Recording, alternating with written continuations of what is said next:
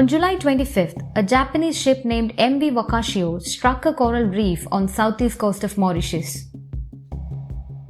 The vessel carrying 4,000 tons of crude oil started leaking into the Indian Ocean. More than 1,000 tons of oil leaked from the cracked vessel, polluting the coral reefs, beaches and lagoons of the island nation. Prime Minister of Mauritius Pravin Jugnauth declared the spill an environmental emergency on August 7th. The government also sought international help to contain the damage.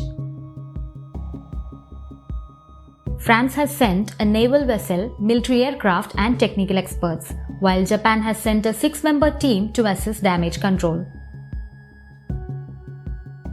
Locals are also actively involved in the cleanup efforts. Now experts fear that eventually the vessel could break into two, spilling rest of the oil and thereby amplifying the disaster. Environmentalists are concerned about the impact of the oil spill on the ecosystem.